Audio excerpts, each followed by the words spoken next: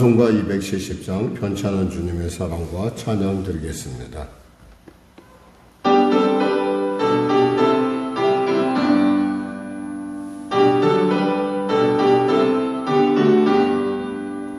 편찮은 주님의 사랑과 거룩한 보혈의 국물을 우리 다 찬양을 합시다. 주님을 만나볼 때까지 예수는 우리를 깨끗게 하시는 주시니 그의 피 우리를 눈보다 더이게 하셨네. 우리를 깨끗게 안티는 무궁한 생명의 물일세. 생명의 구원을 받은 자 하나님 찬양을 합시다. 예수는 우리를 깨끗게 하시는 주시니 그의 피 우리를 눈보다 더이게 하셨네. 주님의 거룩한 보혈을 날마다 입으로 간증해 담대히 싸우며 나가세. 천국에 들어갈 때까지 예수는 우리를 깨끗게 하시는 주시니 그의 피 우리를 눈보다 더이게 하셨네. 십자가 단단히 붙잡고 날마다 이기며 나가세. 머리에 면류관 쓰고서 주 앞에 찬양할 때까지 아멘. 예수는 우리를 깨끗게 하시는 주시니 그의 피 우리를 눈보다 더이게 하셨네. 기도하겠습니다. 하나님 감사합니다. 오늘도 귀한 아침 주심을 감사합니다. 이 아침에 나와서오니 말씀하시고 깨닫게 하시고 치료하시고 응답하소서. 병든 자 있습니까? 참으로 하나님 불치의 질병으로 말미암아 스스로 기가 주고 어찌할 바를 모르는 자 있습니까? 주님이 없는 닫을 자가 없다 했는데 주님의 고치심에 놀라운 하나님의 그 기적이 우리에게 상식이 되는 놀라운 시간이 되게 하여 주시옵소서. 주님 기적을 베풀어 주시옵소서. 아울러 간절히 바라옵기는 성도들의 삶의 현장 가운데 정말로 말 못할 참으로 어려움과 답답함들이 있습니다. 하나님 아직 주님의 때가 아니라고 한다면 인내할 힘을 더하여 주시고 또 주님의 그 놀라운 고난을 통해 주시는 주님의 그 놀라운 이유를 밝히 알게 하여 주시옵소서. 그래야 주님이 원하는 그때에 우리가 하나님의 그 놀라우고 예비하심 그리고 하나님의 우리를 연단하게 하심을 반드시 알게 하여 주시옵소서. 눌린 자 있습니까? 자유케 하여 주시옵소서. 길을 잃은 자 길을 발견케 하여 주시옵소서. 나라와 민족을 불쌍히 여기시고 복음 통일 평화 통일케 하여 주시고 대통령 배탄 위정자를 예수 믿고 구원받게 하여 주시고 주님이시는 지혜로 난국을 타개하기며 부족함 없도록 은혜 베풀어 주시옵소서. 특별히 경제를 위반한 자들 또 그것을 시행하는 자들에게 참으로 그들의 그 말 하나 그들의 행동 그들의 생각이 얼마나 국민들의 삶 가운데 얼마나 큰 영향력을 끼치는지 그들 스스로 분명하게 알게 하여 주시고 신중에 신중을 기하게 하여 주시옵소서. 북한의 악한 정권 회개하고 주 앞에 돌아오게 하여 주시고 특별히 성령의 교회를 도와주시고 도와주시고 인도하시고 통치하여 주시옵소서. 성도들의 삶을 불쌍히 여겨주시옵소서. 경제가 심히 어려운 가운데 있습니다. 도와주시옵소서. 은혜 베풀어 주시옵소서. 위기가 변하여 복이 되게 하여 주시옵소서. 오늘도 귀한 아침 주심을 감사하며 거룩하신 예수님의 이름으로 기도드립니다. 아멘. 하나님은 살아계십니다. 은혜 나누실 말씀은 스가랴 2장 말씀입니다. 스가랴 2장.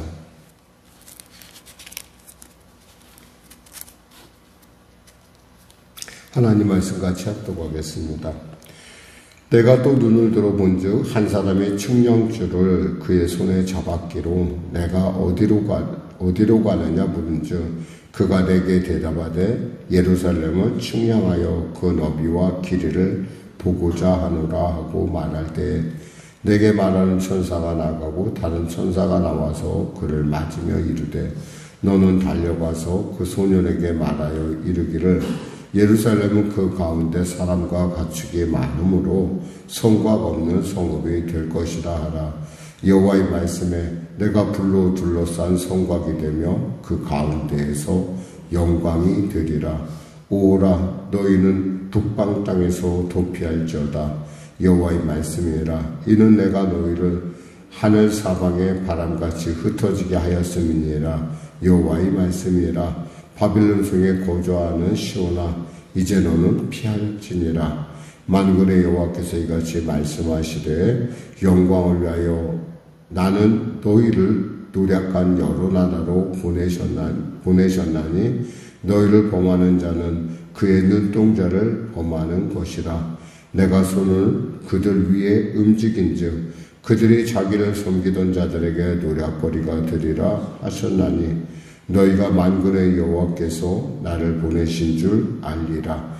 여호와의 말씀에 시온에 따라 노래하고 기뻐하라. 이는 내가 와서 내 가운데 머물 것입니다. 그날에 많은 나라가 여호와께 속하여 내 백성이 될 것이요 나는 내 가운데 머물리라. 내가 만군의 여호와께서 나를 내게 보내신 줄 알리라. 여호와께서 장차 유다를 거룩한 땅에서 자기 소유를 삼으시고 다시 예루살렘을 택하시리니 모든 육체가 여호와 앞에서 잠잠할 것은 여호와께서 그의 거룩한 처소에서 일어나심이니라 하라 하더라. 아멘. 계속되는 스가랴에게 주어지는 환상이 8가지가 주어지는데 사실 하나님께서는 이 스가랴를 통해서 분명하게 말씀하신 그 분명한 이유는 뭐냐면 성전을 건축함에 있어서 이들이 더 이상 머무를 필요가 없다라는 사실을 알려주고 싶으셨어요. 이미 학계를 통해서 말씀하신 대로 이제 그 때가 됐으니까 물리적인 측면을 얘기하고 있다면 지금은 이건 영적인 부분을 얘기하는 거예요. 이것을 볼 때 우리가 사람이 겉으로 이렇게 주어지는 조건만으로 물리적인 조건, 환경의 조건만으로 우리가 그것을 만족할 수 없는 것은 우리는 하나님의 형상을 닮은 하나님의 영이 우리 안에 있는 하나님과 동행하는 그런 하나님의 피조물이라는 겁니다. 그래서 우리는 하나님을 아바 아버지라 부르죠. 그것처럼 하나님께서는 우리에게 있어서 어떤 당신의 약속에 대해서 우리가 어떻게 알아야 될까에 대한 얘기를 환상을 통해서 말씀하고 있습니다. 첫 번째 환상은 여기서 우리가 이미 7절에서 보지만은 첫 번째 환상은 화석류, 석류나무의 손자, 그러니까 말탄 자들에 대한 환상을 보여주고요. 두 번째 환상은 여기서 이제 네 뿔과 대장장의 환상을 보여주고 있습니다. 이것이 이야기하는 바는 일관되게 뭐냐면 하나님께서는 당신의 백성에 관심이 많다라는 거예요. 그리고 그 일에 대해서 하나님의 백성을 못살게 굴거나 하나님의 백성을 못되게 한 사람들에 대해서 하나님께서 어떻게 여기느냐면 오늘 본문에 보니까 이렇게 되어 있어요. 눈동자를 범하는 적 같이 8절에 보면은 만군의 여호와께서 이같이 말씀하시되 영광을 위하여 너희를 노략한 여러 나라로 보내셨나니 너희를 범하는 자는 그의 눈동자를 범하는 것이니라. 즉 하나님께서 당신의 눈동자와 같이 우리를 여기신다라는 거예요. 사실 눈처럼 예민한 기관이 없습니다. 이 눈은 조금만 아파도 금방 티가 나요. 그만큼 또 회복도 빨라요. 그러니까 우리가 어떻게 생각하면 반대쪽으로 막 그만큼 고통이 심하다면 회복도 그만큼 빠르다는 얘기인데, 이 얘기는 우리가 생각을 해볼 때 하나님께서 정말 이스라엘 백성을 그리고 유다를 얼마나 사랑하시고 얼마나 귀히 여기신지, 이 얘기는 오늘날 미래의 믿음 속에서 하나님의 자녀가 된 우리를 얼마나 하나님께서 귀히 여기신지 살펴볼 수 있는 부분이기도 합니다. 먼저 하나님께서는요, 당신의 백성이 소외된 평안을 원하지 않으신다는 거예요. 그래서 이 분명하게 여기서 보면은 그 말에 대한 그 예언 말씀이 나오는데, 화석류 나무 사이에 선 그 말들에 대한 얘기를 하면서 뭐라고 얘기하냐면 이런 얘기를 합니다. 그 11절에 보면, 1장 11절에 보면, 그들이 화석류 나무 사이에 선 여호와의 천사에게 말하되 우리가 땅을 두루 다녀보니 온 땅이 평안하고 조용하더이다. 물론 바벨론 온 땅은 평안하고 조용해요. 그런데 이스라엘 백성들의 사정은 어땠어요? 별로 평안하지 않다라는 거예요. 지금 성전 건축도 못하고 지금 와서 이 사마리아 사람들의 집요한 방해와 이런 답답함, 그리고 사실 그들이 70년씩이나 익숙했던 그 땅을 떠나서 이 예루살렘으로 돌아온 것은 오직 하나님의 성전 하나 다시 회복하겠다는 그 뜻이었는데, 또 그것이 고레스의 명령이기도 했지만 이러한 여러 가지 정황 속에서 왔는데도 불구하고 현실은 그렇게 녹록하지 않았다는 거예요. 그러니까 굉장히 괴로워요. 괴로운 상황에서 이들이 내린 결론은 무엇이에요? 아직 때가 아니구나. 이거 아직 우리하고 상관없는 일이구나 라고 그들이 결론하면서 내리지만은 마음속에는 어때요? 찝찝함이 있는 거예요. 마음속에. 하나님 나라 일을 이거 마무리 지어야 되는데 이거 하지 못하고 있는 어떤 그런데 세상은 어때요? 오늘 본문 그대로 나온 대로 평안하고 조용하더이다 그랬어요. 바벨론 제국은 잘 있어요. 외적의 침입도 없었고 그때 아주 평안하게 모든 나라의 시스템이 잘 돌아가고 있었어요. 근데 하나님이 보실 때는 그것은 부당하다는 거예요. 당신의 백성이 제외된 조용함과 평안함이라는 것은, 이것은 하나님 먼저 속상한 거예요.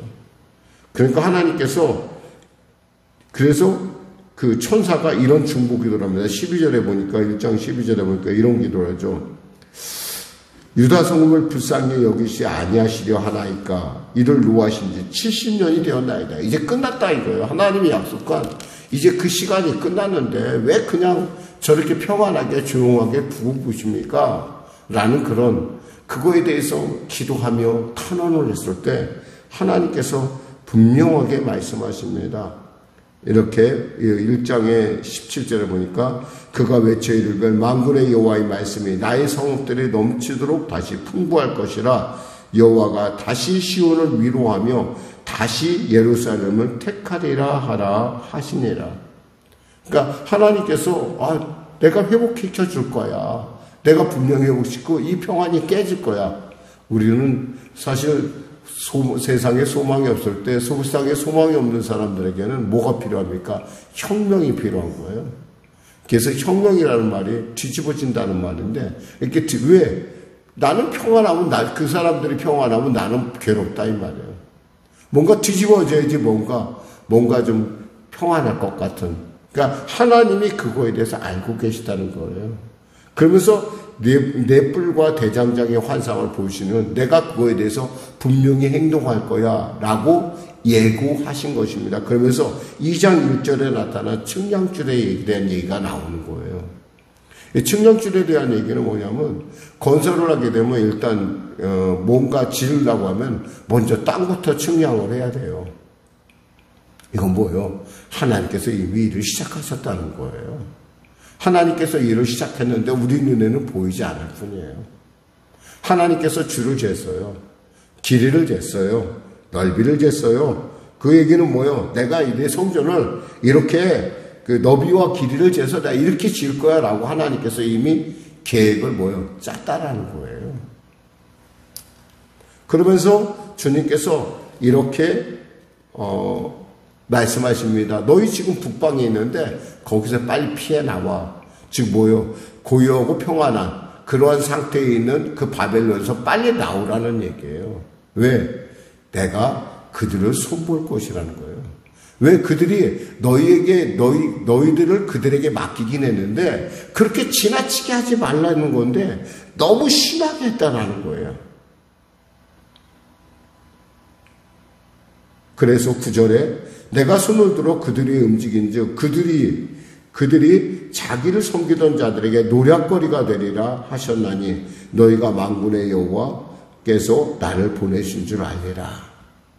내가 그들에 대해서 보응하리라. 그러니까 너희들 빨리 그곳에서 나와. 근데 사실 현실은 어때요? 보이지 않아요. 변하지 않았어요. 우리 믿음의 사람들이 사실 삶의 현장 가운데 이런 일들을 많이 우리가 스스로 믿음에는 분명히 하나님께서 응답하신다고 하나님께서 분명히 약속하셨고 그것이 내게 분명하게 보인다 할지라도 현실이 변하지 않은 그 상황 속에서 좌절할 수밖에 없다라는 거예요. 그럴 때 하나님께서 이렇게 말씀으로 우리를 위로하시고 환상으로 우리에게 자꾸 붙들어 주시는 거예요. 자, 내가 이미 시작했어. 너는 나를 믿고 나를 따라. 그리고 그곳에서 빨리 나와. 내가 알고 있어. 너희들의 고통은 마치 나의 눈이 상함, 나의 눈이 아픔과 같은 거야. 라고 지금 얘기하고 있는 거예요. 이 얘기는 뭐예요? 하나님께서 곧 하나님의 역사가 일어난다는 것이에요.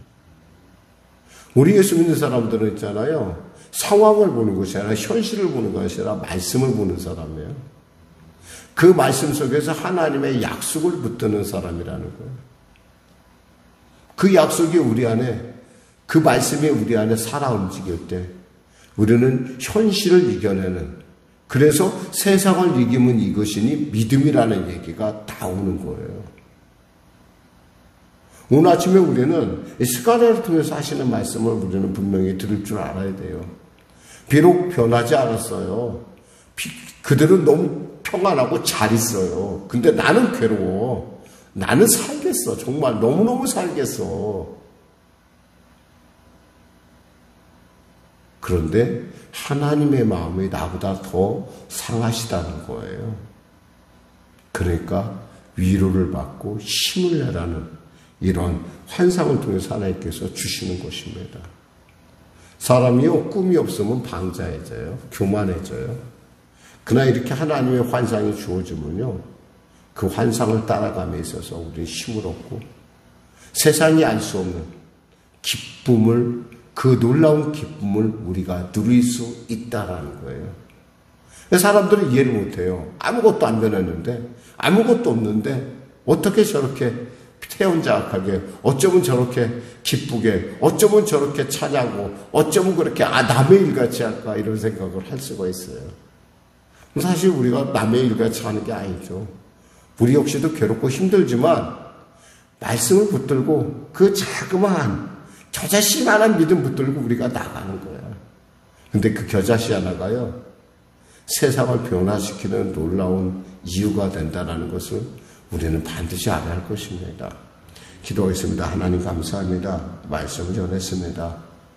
오늘 이 아침에 주시는 이 말씀으로 우리가 힘을 얻게 하여 주시고 이 말씀을 통하여 성령의 교회가 그리고 우리가 나아가야 할 바를 분명히 알게 하여 주시옵소서. 예수님의 이름으로 기도드립니다. 아멘. 우리 찬송가 434장 드리겠습니다.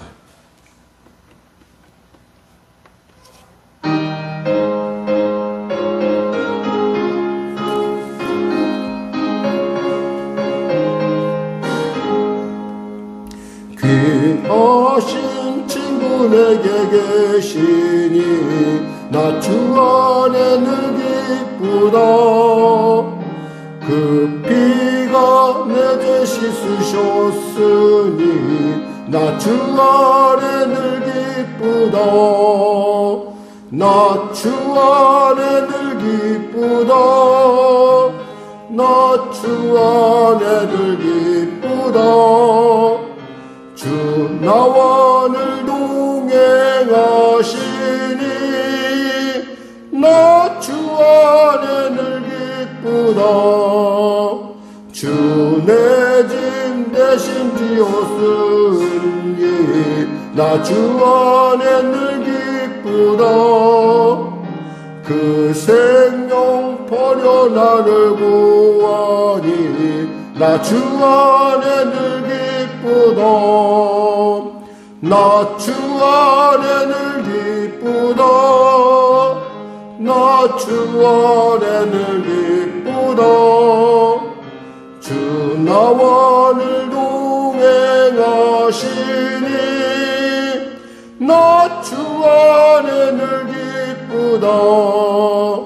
주 은총 매일 내게 도하니 나 주 안에 늘 기쁘다. 그 악한 죄에서 지키니 나 주 안에 늘 기쁘다. 나 주 안에 늘 기쁘다. 나 주 안에 늘 기쁘다. 주 나와 늘